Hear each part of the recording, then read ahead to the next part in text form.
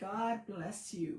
God bless you. Welcome to another conversation with Lucy. Um, I hope that you are having a great Wednesday. I just recently, like literally 10 minutes ago, found out I had posted Happy Thursday. And no one noticed that on my social media until literally 10 minutes ago when someone told me, do you know it's Wednesday? And I was like, oh my God. I started laughing because I was like, all day today I have been living as if it is Thursday, but it's really Wednesday. So it's Happy Hump Day. So I am going to go ahead and invite some people to watch. And as you log in, say hello. Let me know that you are watching. Um, I always love to know who's watching. So God bless, God bless. And I hope that this subject really touches your heart. And if you have any questions, please, please, please uh, comment, write, let me know. Ask the questions, ask the questions. But again, as you log in, say hello, let me know you're watching. We're going to have, well, summer is almost over. Can you believe it? It felt like literally we sneezed and summer is gone. So summer is over. Summer is almost over. Everyone is adjusting. We're going, I think officially everyone's back to school tomorrow. So then that makes it feel like summer is really over. So I hope that the last group of kids that are off to school tomorrow, I hope they have a great start to their new school year. It's always like when you ending summer and you're entering fall, it's you have to just, there's so many adjustments to it. Like people really, really love summer. And so to have to say goodbye to that season and enter another season, it's a new adjustment. And it's having the kids home from school and now adjusting back to that schedule. So there's a lot of new adjustments, and that's what comes with seasons, right? September is by far my favorite month of the year. First, because it's my birthday month, and second, because it is my favorite season. Fall has always been my favorite season. I love having to wear fall jackets. I love just the leaves changing. I love the brisk weather. I don't get to experience that too much, but in the last couple of years, I've been intentionally, because it's my birthday month, I've been intentionally taking a trip to New York so that I can experience a little bit of fall. But I do love fall. So I hope that all the kids that are returning back to school tomorrow have a great first day of school. We need to be praying for our schools more than ever. So many dangerous things happening in schools. We really, really need to be alert. We really need to pray with our kids before. I don't know how many people even do that anymore. When I was growing up, my grandmother lived with us, and every day before we left that doorway for school, my grandmother would stop us at the doorway. We'd have to hold hands, and she would pray with us every day for school. And I think that parents need to start doing that with their kids, because schools are not what they used to be, and we need to empower our kids and teach our kids how to pray. And that's a whole other part of this video I could get into. But today's topic is about red flags in today's parenting. Red flags in today's parenting. And what is red flags? It's thrown around in conversations like nothing. Oh, that person has red flags. What are red flags in relationships? Red flags are just warning signs. They mean proceed with caution. That a red flag means possible danger ahead, possible danger in this situation. But red flags are basically warning signs. And so I want to talk about what are the warning signs in parenting. And parenting by far, talking about parenting, anything family related, is by far my favorite subject to talk about, to teach about. I'm very passionate about parenting. I can go on this subject for hours. I actually used to teach for 10 years. I taught parenting classes at a hospital, and because I was just so passionate about it, because I believe that with parents, it's a very sensitive topic. When you talk to parents about their parenting, or you bring something to their attention that they should be doing different, or that that it's a red flag, parents get defensive. And I believe it's because most parents really believe they're doing their best. Most parents are coming from a place of trying. Most parents that I speak to want to break cycles, want to do things different from their parents. And I have realized after teaching parenting for so long that when people know better, they do better. And that's why I do these videos. They're not to condemn. They're not so that you can feel bad, that you can feel like, oh my God, I'm the worst parent in the world. No, that's not why I do these videos. I'm very sensitive to parents. And I want to proceed with caution when it comes to parents.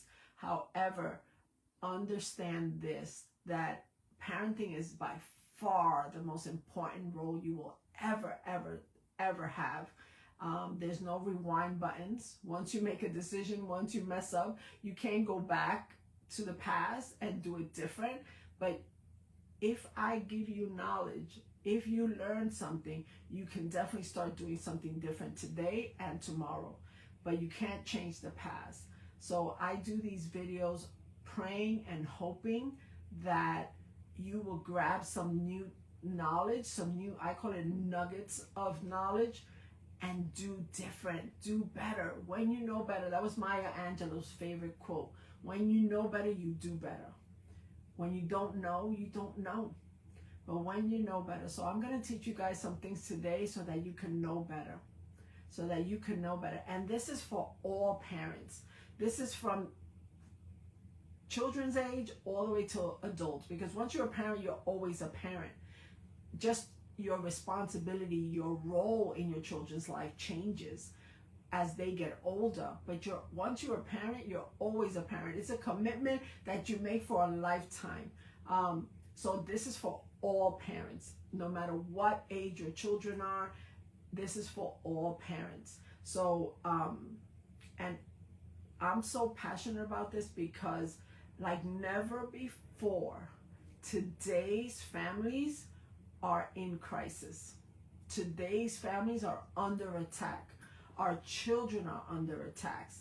And so this is a sensitive topic. But I pray, honestly, I pray that every person watching this, every parent watching this, that they will have an open heart and an open mind, and that they will receive this in their spirit, and that they will feel a personal conviction to change and grow. Not see change as a bad word, but be encouraged and see change as the most beautiful, beautiful thing that you can do. So all parents are targets of the enemy. All parents. And why? Because the enemy is out to destroy children. It's out to destroy families. And the goal is that the enemy wants to continue seeing the generational curses. There's a thrill for the enemy when he can see, well, how he destroyed your grandfather, your father, your children, like to see the same behavior being repeated generation after generation is the goal of the enemy. And only you can be, with knowledge, be aware and gather the tools to break generational patterns, to break generational dysfunction, and to break generational curses. Families cannot and will not heal until parents who are leaders of the home honestly assess their behaviors, assess their role, and are willing to own it. You gotta be willing to own it. There's too many parents in denial. You gotta be willing to change behaviors, to be accountable, and to heal. because I always say this, that parenting is the number one hardest yet most privileged job in the world. I don't think there's anything harder than being a parent. It's so much responsibility. But so I pray that you will receive this. So as we go in, I always give a Bible verse, and about 3 years ago I did a parenting video, and I used the scripture and the scripture is Colossians 3:21, and it says, parents, do not embitter your children or they will become discouraged. Parents, do not embitter your children or they will become discouraged. I did a video on parents don't embitter your children about 3 years ago, and there were parents that did not like that video because they did not like that God is telling you how to treat your child. But it's easy, to throw around the other scripture, children, honor your mother and your father, but parents don't hold themselves accountable to what they're doing to embitter their children and discourage them. So I'm going to get into, and I was minimizing it. I honestly believe there's about 25 red flags in parenting. I have condensed it. God bless you, Sarah. I have condensed it to 14, okay, guys? And it's not going to, I promise I'm not going to keep you here forever. 14 red flags in parenting today, and I mean this modern society. 14 red flags in parenting. The first one is control and manipulation. So I know Ronnie's watching, and maybe Ronnie, you want to take notes and put them on the screen. So the first red flag is control and manipulation. And control is generational. Parents of old times felt that their parental duty was to control what their kids were doing. And when you go in with that perspective, that you're in there to control what they're doing, control leads to manipulation. And I'll get into that one. So that's red flag number one, control and manipulation. Your children were never created for you to control them. You were created to teach them and guide them. You were never created to control them. Just as God doesn't control us and gives us free will, we are not supposed to control our children. So when you go into the role of parenting thinking you're controlling your kids and they have to do what you say and they have to think the way you think and you're setting yourself up for poor parenting. So I'm going to get further into that and describe it in a little bit.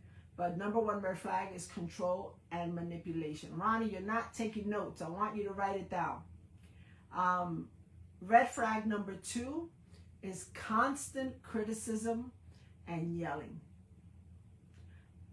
When you criticize your child, and I'm telling you from age 2 to 35, 45, 50, when you criticize your child, those hurtful words actually target the same part of the brain that targets pain.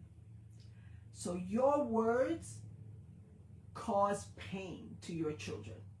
So when you criticize them, it causes them physical and emotional pain. And when you yell at your children, yelling affects their nervous system. Most kids who were raised with a lot of yelling grow up to experience some form of anxiety. A child's brain, a child's nervous system is not created for yelling. And most parents learn that from their parents and their parents. It's generational, that the way they got children to do what they said or wanted, it was through yelling. But yelling is a red flag. It's very toxic. Red flag number 3, emotional unavailability. Emotional unavailability. And this one is huge. And these are parents who are physically present. And you could be physically present Go to all the school meetings, go to all the sports activities, take your kids out to the movies, to dinner. You could be there physically, but emotionally you're checked out. That's emotional unavailability. You are so disconnected from your own emotions that creates you to be so disconnected from your children's emotions. Most of the time, parents who are emotionally unavailable, they miss out on all the cues. They can't tell when something is wrong with their child because they are so emotionally disconnected from their own emotions, from their own reality, so they can't see their child's emotional reality. Red flag number 4, self-centered behaviors. I believe, and I can do a whole video on this one, so if you want it, you can ask for it. I believe that most parents from my parents' generation and their parents' generations were narcissistic. I believe that most mothers from that time were narcissistic. A lot because their emotional needs were not met, and they come from generations of neglect. It creates self-centered behaviors. And there's a lot of parents who are very self-centered. It's about your needs. It's about your desires. It's about your feelings above your child's needs. And a lot of parents who are self-centered make decisions only based on what they want, what they need, what they feel. Not, when you're a parent, guess what? It doesn't mean that you don't matter, but it means that your child's needs go first when you're a parent. Their need for safety, their need for love, their need for affection, their need for food and clothes and shelter and emotional connection, all those needs go first. So I always tell that to women, don't have children if you're not ready to stop being selfish. Because being a parent is the number one it's the most unselfish thing that is required of you. Red flag number 5 is the use, and a lot of parents are guilty of this one, the use of guilt, blame, and anger to make your child feel inferior or responsible for your behaviors and your problems. So the use of guilt, so your child is having a tough day, but you're tired. And so they're requiring something of you, but you just are too tired to give it. And so you put guilt on them. You make them feel bad for having needs, for wanting something from you. Or you blame your child when you lose control. One of my favorite ones is when I see a parent tell their child, a little child, I'm giving an example of a little child. When they tell their little child, don't embarrass me. We're going to this place and don't embarrass me, because if you embarrass me, I'm going to hit you, or I'm going to do this, or I'm going to do that. When the child, most children don't even know what embarrass means, but you're putting your mindset onto the child, And so if you are in a situation and your child does something, or even if the child, I see it too, when children cry in places because they're tired and they don't want to be in the stores anymore, they don't want to be out, or they're hungry, or they're sleepy, and parents yell at them or hit them because they're tired or because they're crying. You're blaming the child because they're inconveniencing you with their needs. That's what that looks like. Red flag number 6 is parents who cannot regulate their own emotions. If you can't control your emotions, but you expect your child to be able to control their emotions and their behaviors, you are the example. You are the role model. And parents today are so checked out, so distracted, that they really don't believe that their behavior is what your child is looking at. Children don't do what you say. Don't fool yourself. Children do not do what you say. Your children do not do what you say. They will do what you do. They will do. I've worked with generations of parents and families. I work with the grandma, the mother, and then all of a sudden the granddaughter. I've worked with 3 generations of families at one time. And the dysfunction is the same. It's the same exact thing.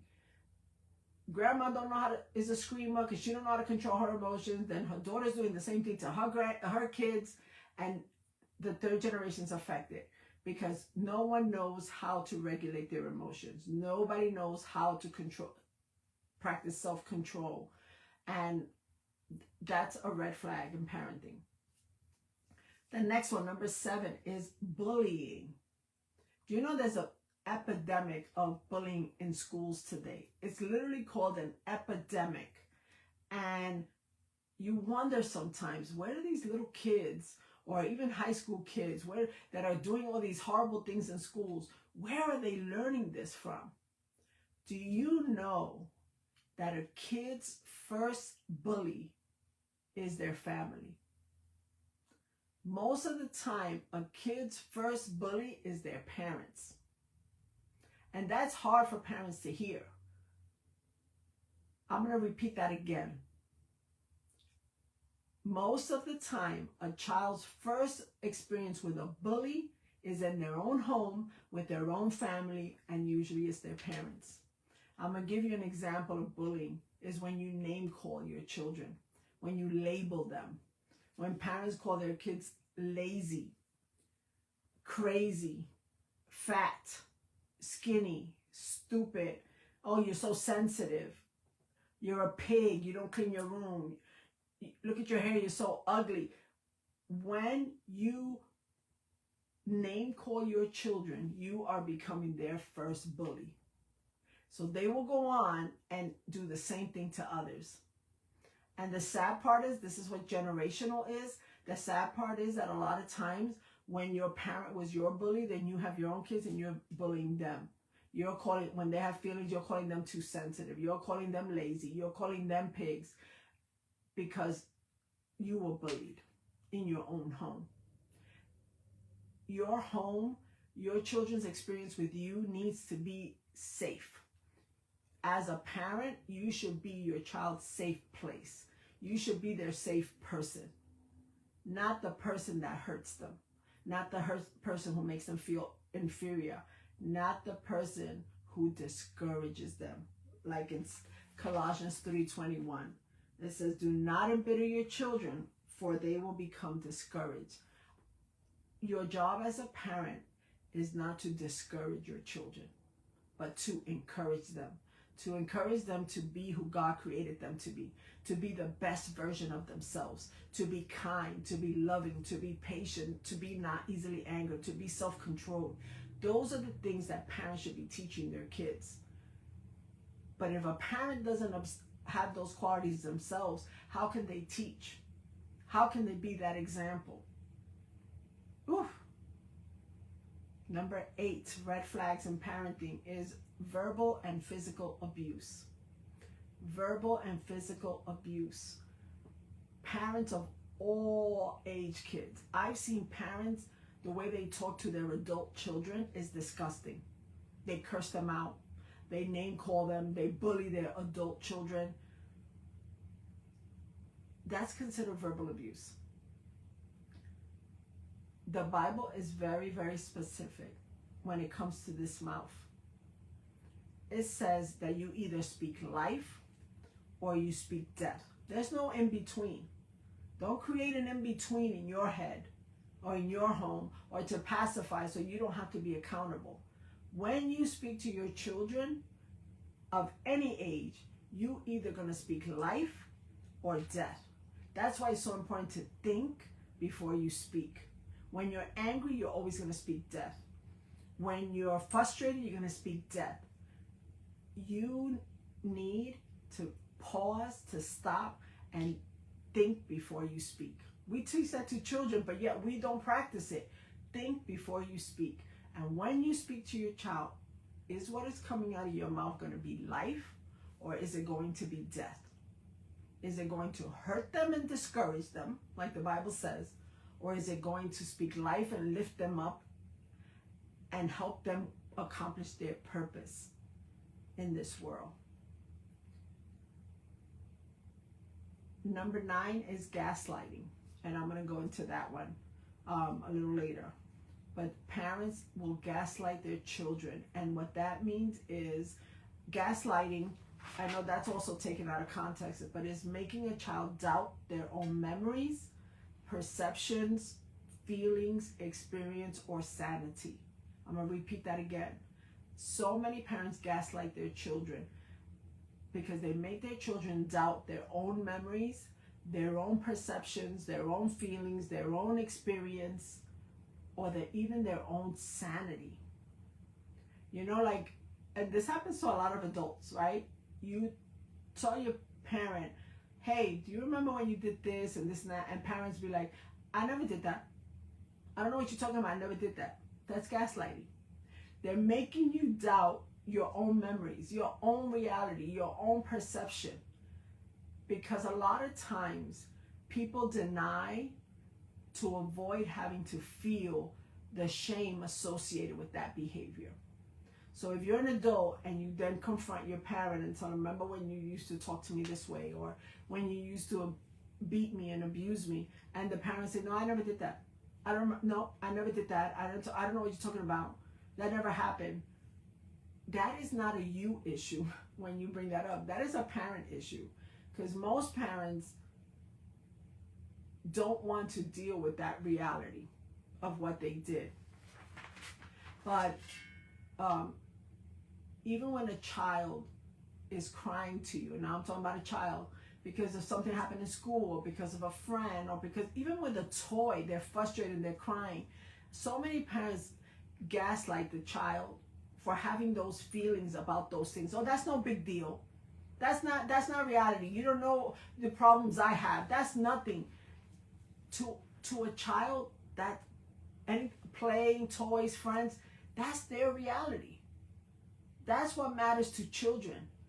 And so a lot of parents will gaslight their children and say, that's not a big deal, you know, or you don't need to cry for that. It's a big deal to them. It's a big deal to them. If they feel it, it's a big deal for them. Even if tomorrow it goes away. But at that moment, it's a big deal to them.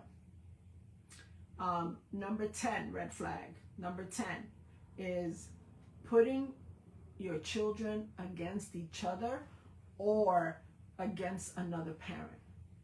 There are so many parents that have issues with each other and they involve their kids in it.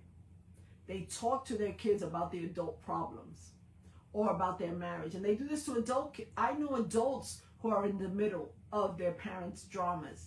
They go and they talk to their kids about the marital problems that they're having. And so they put their children against the other parent by talking bad about the other parent. Or look what your mother did, look what your father did, or you know, or your father don't pay child support, or your mother lied, or your mother did this. It's a red flag in you when you put your children against the other parent. And even worse, when you put your children against each other. Against each other. Today, there are so many families that are broken up. So many siblings that don't talk to each other, that can't stand each other because of a broken parent who would gossip or talk bad about one kid to the other. That is so, oh my God, that is such a red flag. That is so toxic. You should never, ever, ever talk about one of your children bad with the other child.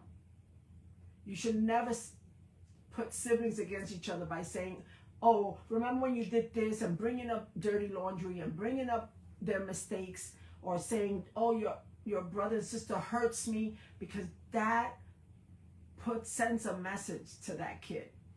And that kid will start to have ill feelings with their siblings. You should never put your children against each other or against another parent. That is a red flag in parenting. Another red flag in parenting is never saying no to your children. There's parents that do two extremes. There are the parents that never say no, and then there are the parents that say no too much. They don't know the fine line.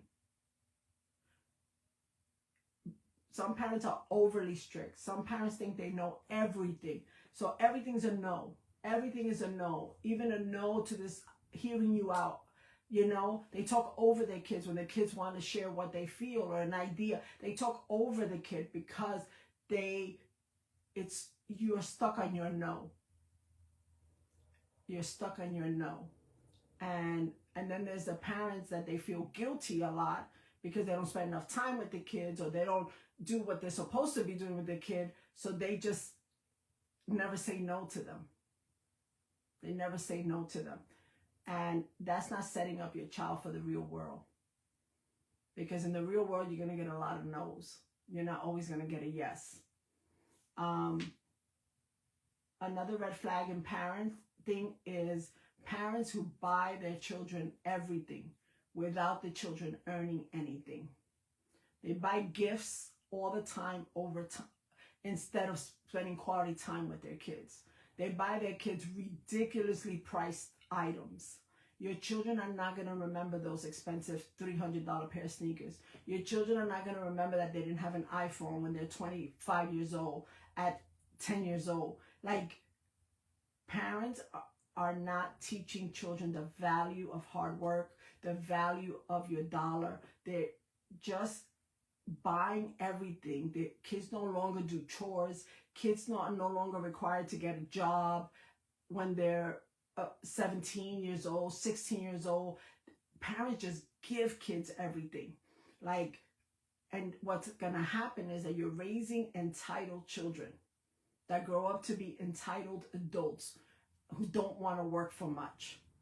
I'm so scared for this new generation of kids, of what their adult life is going to be like. It bothers me to my core, because parents are making so many mistakes with their kids right now. They're overindulging them. They're overbuying them stuff. It's just, they're not teaching them the value of hard work. They're not. The next one is big, guys. Listen to this one. Parents, a red flag is parents that are raising their children on tablets, on phones, and on social media. I will say this over and over again. Listen, I've been a therapist 30 years, and I started my career working with children and teenagers. I will tell you this. Social media is not N-O-T, capital N, capital O, capital T. Social media is not for children. It is not for children. It is not for teenagers. It is not. You need to set boundaries with your children, and they should not be on social media. Social media offers nothing good for children. Nothing. It actually does the opposite. It is children who are on social media all the time, teenagers who are on social media all the time, suffer from anxiety, depression, low self-esteem, suicidal ideations, cutting behavior, online bullying, online sexting, online predatorial, pornography. It is your job to protect your child as a parent. And parents today are so laid back, they're not protecting children in the way they should be protected. I don't believe children up to the age of when they finish high school, they should not be on social media. I believe in that so hard. And I see little kids, little children. I go to restaurants, I go to the mall, glued. Everything's the tablet, everything's the phone. It's sad. It's so sad what's happening today. So parents have used the tablet, the phone, social media as a babysitter. It's a substitute for a relationship you should be having with your children. It's a substitute. Parents are too distracted. If you have a child with a phone, it should you should be monitoring that phone. That phone is yours. Giving a child a phone is like giving them a loaded gun and don't expect nothing bad to happen. Children should not be having phones. There's no need for it. We didn't grow up with phones. If there was an emergency, you went to the school office. Now every parent, oh no, in case of emergency. There was emergencies when you were growing up. Stop falling for it. Stop falling for the lies of society. Your job is to protect your child. Is to protect your child. The next, there's 2 more red flags in parenting. The next red flag is the me generation. I believe that a big part of today's kids are going to grow up to be future narcissists of this world, because kids today are so self-centered, and social media helps with that. It's the me generation. Everything's about me. Their whole life and their world is wrapped around them and their identity and their self-esteem and their selfies and their social media world and their image. And the sad part is that parents are buying into it. And parents are making idols of their children. They have these children who fill a void and a need in them. And so they get their identity by their kids' accomplishments and who their kids are. Your kids are not there to make you look good. Your kids are not there to make you look like the best parent in the world. Your children are an extension of you, but they're not you. And to put that pressure on a child that they have to be responsible to make you look good is sad. But the opposite is happening. Parents are making idols of their children, and their whole identity, everything's about the kid. Everything's about the kid. And I'm not saying about the kid's needs. I'm talking about where their whole world wraps around their kid, where their kids are a god, you know? Their kids have become gods to them. And the last red flag is a lack of spirituality, a lack of God connection to children. Parents are not teaching their children to pray. They're not teaching their children to pray. They're not teaching them that there's someone, God, who is greater, who they can count on, who protects them, who is there in times when you fail them. They're not teaching that. There is no sense of spirituality in homes today at all. At all. And that's a red flag, because that is a need. Remember I spoke in like 2 or 3 videos ago that God made us in 4 parts: emotional, mental, physical, and spiritual. Your children are the same way. Your children have a spiritual component that needs to be fed. They need to know that there's someone in this world who's looking at them, who wants to hold them accountable, that loves them unconditionally and is there for them. They need to know that in this self-centered world that we're in today.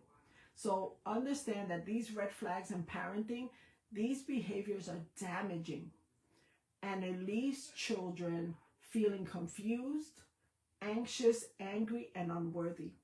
There are more cases today of depressed children than ever before. Ever before. So I want to break down a couple of these red flags, just some ones that really stick, I'm very passionate about. And one is the controlling part. There are so many parents that are so controlling over their kids. Parents who micromanage. They control every aspect of the child's life, that the child feels suffocated, like they can't breathe. They're so regimented. Such perfection is demanded of these children. Their children can't even laugh out of place. They can't be themselves. They limit their children's freedom and independence. You know, your child is allowed. And this is why so many adult parents and children struggle, because parents still feel like their child is an extension of them, and they have the right to control and tell them what to do and what to say and what not to do. Listen, every single one of our children needs a sense of independence, and it should be taught age-appropriate independence. You don't want your child dependent on you your whole life. You cannot control and micromanage every aspect of their life, because what's going to happen is that they'll be controlled in their home, but when they're in the world, they're going to act out, because no one was created to be controlled. You were never created to be controlled. And then parents become angry and anxious and aggressive when they feel like they're losing that control over their children. But you were never meant to control them. So that's a you issue. The other behavior I wanted to break down, the red flag, was manipulation. How do parents manipulate their kids? By using guilt trips on them. Oh, I see that person's more important than me. Oh, I see you this, you never call me. You never do this, you never do that. Oh, you love this person more than me. Or that's using guilt trips. Or forget it, I'm never going to ask you for nothing, when your children tell you no and they set a boundary with you. Or worse, you manipulate by playing the victim. You know you did something wrong to your child, but you focus on what they did to you, so you never have to apologize to your kids. That's so toxic when you don't apologize to your children. And then the other part of manipulation is parents who withhold their affection or their attention from their kids to get what they want. Because their kid set a boundary, or the kid said no, or the kid didn't respond the way they wanted, so now they're withholding affection. I'm not going to talk to my child. I'm not going to talk to them. That is such a red flag in you. That shows that you're unhealthy. There's nothing, unless your child is outright disrespectful, and I'm not talking about disrespect in the sense that they don't want to do what you say. I mean disrespectful, calling you out your name, they hit you, they cursed you out. I'm talking about, I believe that 90% of the time there is no reason not to be talking to your child. No reason to withhold your affection and your attention from your child. That's so unhealthy. That is such a red flag when you withhold attention or affection from your child because I'm mad at them. I'm mad at them. That's manipulation, because you know your child wants your attention. You know they want your affection. They want to be secure in your love. But when you withhold that, that's a manipulative move. You should never, ever punish your kid by withholding affection or attention. The other behavior I wanted to expand on a little bit more is gaslighting. Making a child doubt their own memories, their own perceptions, their own feelings. You shouldn't feel that way. You shouldn't feel that way. But they do. Or even worse, when your child tells you, you hurt my feelings, and instead of you acknowledging that you hurt their feelings, or they point out a behavior in you, and instead of you acknowledging it and owning it and apologizing for it and holding yourself accountable, when your child brings it up, you say, well, you do this, and you did this, and you bring up all the list of dirty laundry, and you bring up the past, and you pull it up from the river where God threw it away, just because you don't want to be held accountable for your stuff. So you bring up their stuff. That's gaslighting your child. They're allowed to tell you how they feel about your behavior. And you should give them permission to, without you getting defensive, angry, withdrawing, or pulling out a laundry list of things they do. When I talked about constant criticism of your children, that means when you frequently belittle them, you mock them, name calling, you're making your child feel like they're not enough or unworthy. You know how many adults I work with that still feel unworthy, that still feel like they're not enough? And it comes from the criticism. Criticism triggers pain in the brain. We need to stop criticizing our children. I don't care if they're 50, 60 years old. Stop criticizing them. If you have nothing nice to say nothing. That's the golden rule in my house. I used to teach that to my kids when they said something mean to the other person. You have nothing nice to say nothing. Say nothing at all. That's self-control. That's one of the fruits of God's Spirit. You need to have self-control. Don't say nothing if you don't have nothing nice to say. You don't have nothing nice to say. The Bible in 1 Corinthians 13 says that love is kind. So if your words are not being kind, if they're not speaking life, then shut up. Practice self-control. Go in the bathroom. Cry. Talk to Jesus. Say, God, take this away from me. What is in my heart that makes me want to say mean things to my child? What is it that they're triggering inside of me? What generational traumas and pain am I bringing up that every time my child does this, I have to say something mean to them, that I have to call them names, that I have to call them crazy and liar? And I've seen parents curse at their kids and call them horrific. That's your junk. That's your junk. But we need to stop criticizing our children, because what's happening is that they're going into the world looking for these affirmations, looking for this people who are going to value them in all the wrong ways. In all the wrong ways. They mistake attention for love because of criticism. We need to stop criticizing our children. The other one I wanted to break down was verbal abuse. It is verbal abuse when you yell at your children. It is verbal abuse. Yelling affects children's nervous system. Have you ever been somewhere as an adult and someone is yelling and it makes your stomach gets in a knot? You feel uncomfortable. I've been with people that they get into an argument in front of me and I immediately want to leave. It makes me feel uncomfortable. So can you imagine a child whose brain is not fully developed when you do all this yelling? And then parents say, but if I don't yell, they don't listen. No, that means that you have to work on effective communication with your children. That means you're missing healthy communication. I get parents that watch some of my videos and reach out to me, and their kids are young, 4 or 5 years old, and they want to learn it now so that their kids don't have to struggle with it tomorrow. The other one I wanted to hit on was emotional unavailability. And these are parents who are unable to provide emotional support to their kids because they make everything about your own feelings. Emotional support would look like this. Your child comes to you. It could be a 30-year-old child and says, when you do this, it makes me feel sad. When you do this, it hurts my feelings.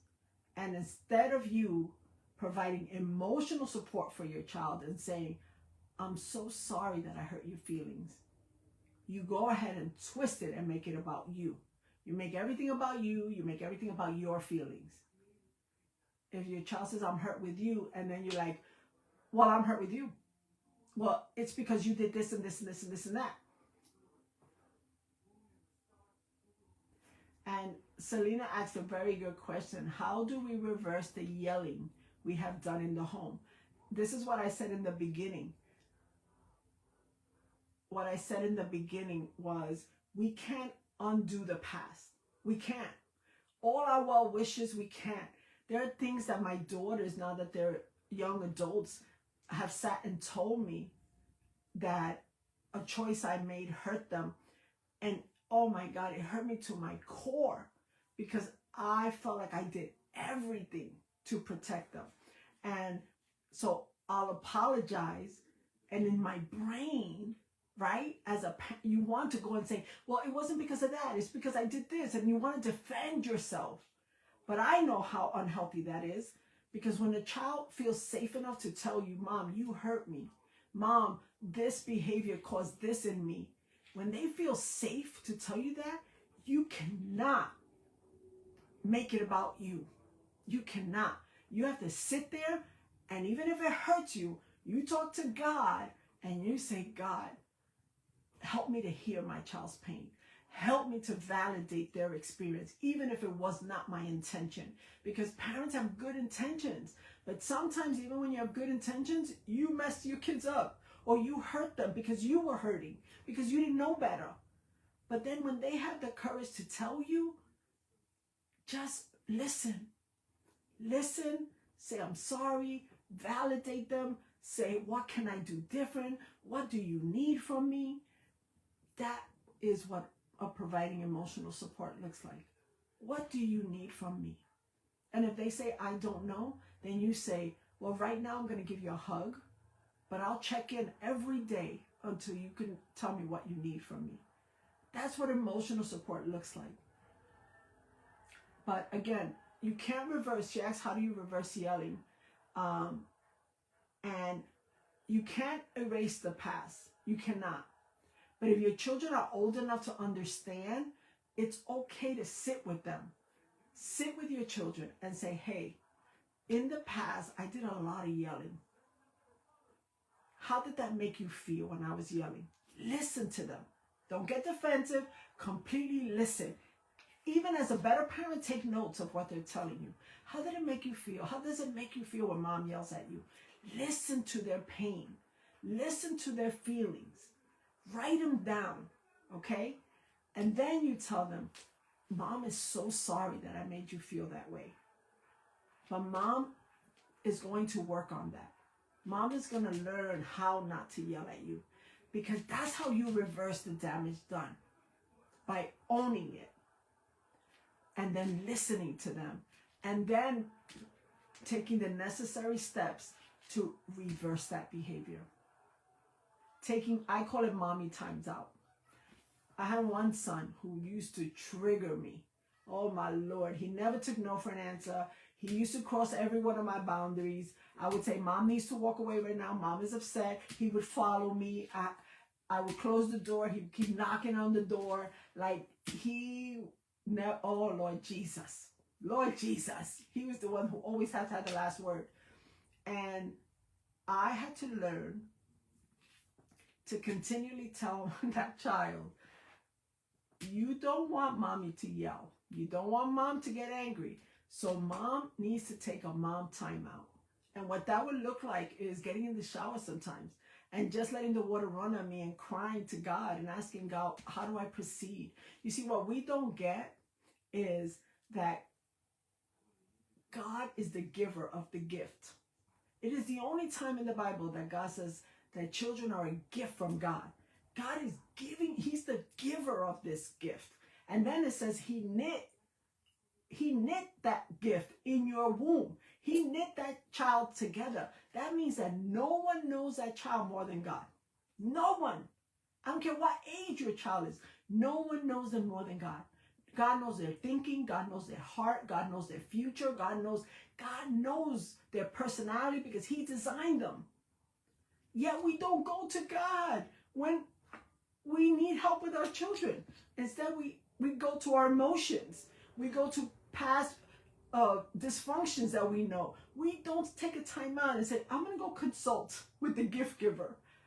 I can't tell you how many times in my raising my kids, I consulted with the gift giver. And he would put things in my head that I never thought of to do.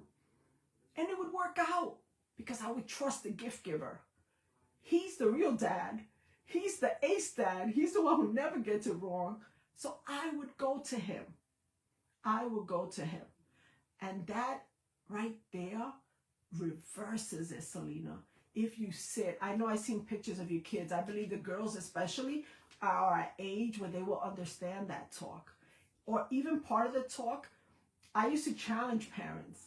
And I'm telling you, you could do this with all ages.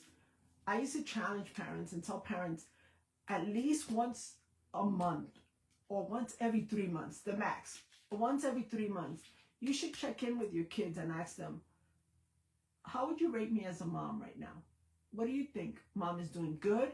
What do you think mom needs to do better? And take the feedback. I used to say, I'd rather know now than my kids being 30 and taking me to therapy and saying, I didn't do good. So I used to check in all the time. What can I do better? And kids will be honest with you if you provide that safe place for them. What can I do better? And do it. And work on that. But be intentional to work on that. It's hard for parents to change behaviors when they're overly distracted, overly tired, overly frustrated. But you only get one chance with your kids, man. You get one chance. There's no rewind buttons.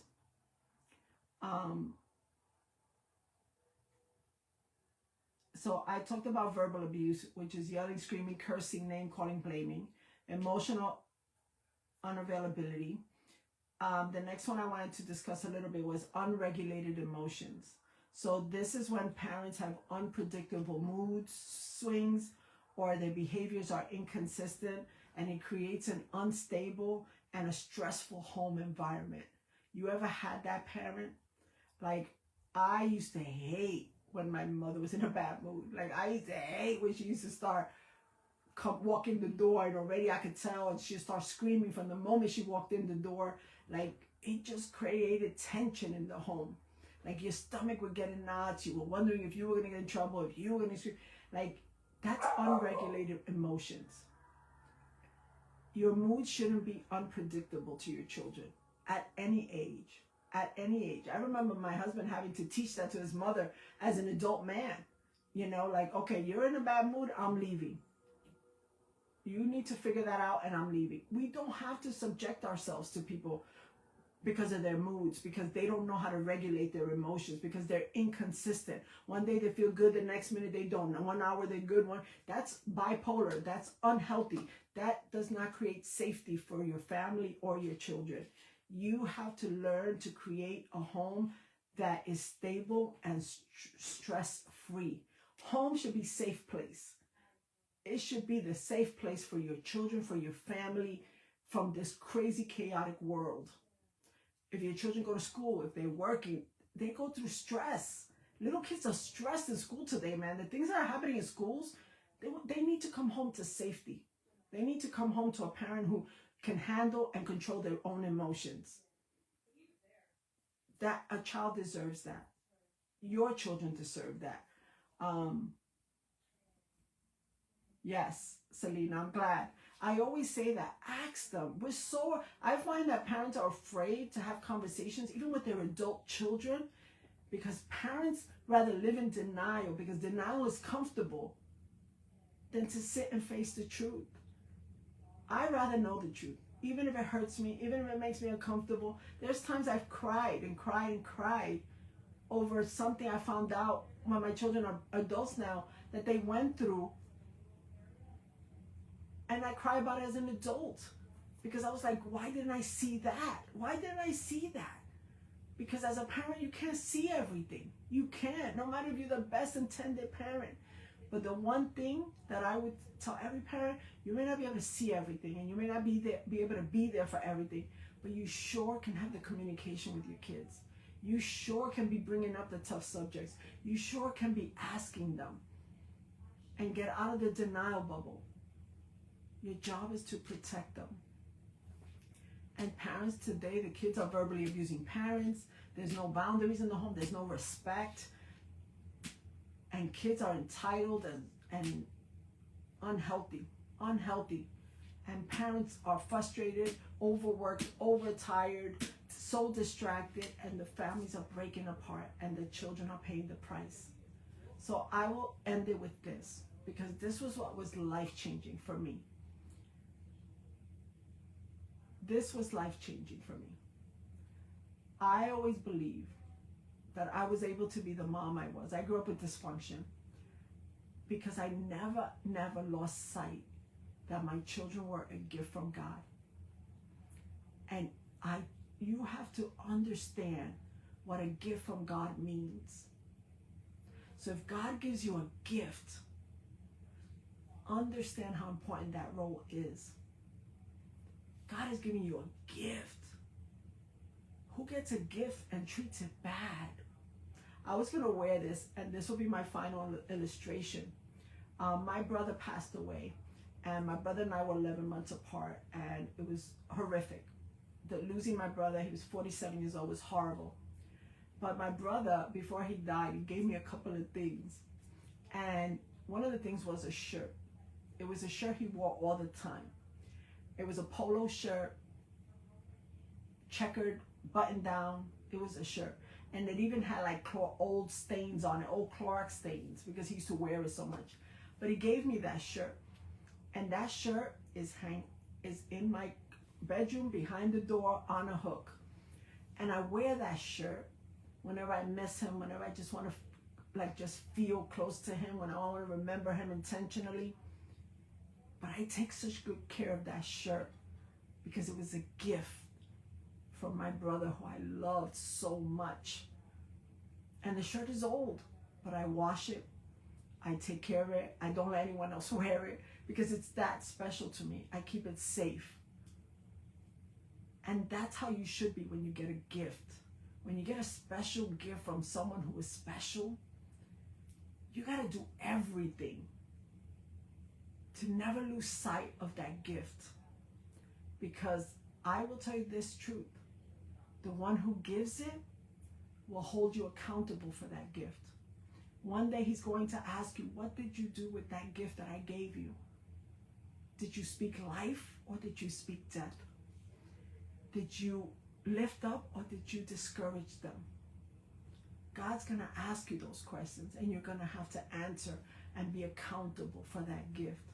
But I believe wholeheartedly, because it changed my way of parenting. I still celebrate my kids. People say I make a big deal of their birthdays every year. I do, and they're young adults. Why? Because I'll never ever lose sight of the day God gave me that gift. I want them to always know how important they are to me. So I've lived my life. People say, oh, I ask people, what are your priorities? Ask yourself that. What are my priorities? Most mothers, they'll say, oh, my children. But they don't live like those are their priorities. They don't treat them as those are their priorities. Like those are the most important gifts that you will ever receive in this lifetime. And they will love you more than anyone else will in this lifetime if you love them the way God has called you to love them. They will. You'll get it back. You'll get it back.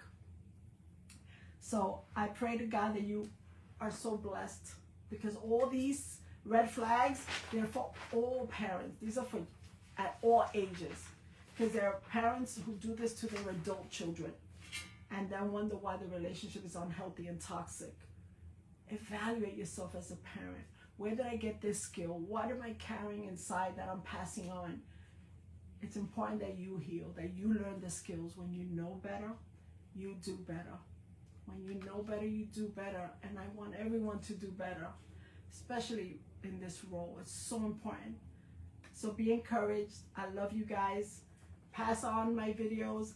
Oh, I wanted to remind you guys, I will now launching a YouTube video. So these videos are now going to be on YouTube with Conversations with Lucy.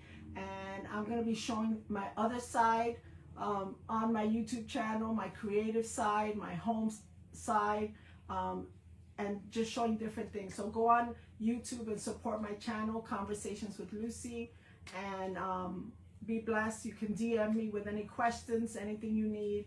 Be blessed, and thank you so much for your support and your encouragement. I love you guys. God bless.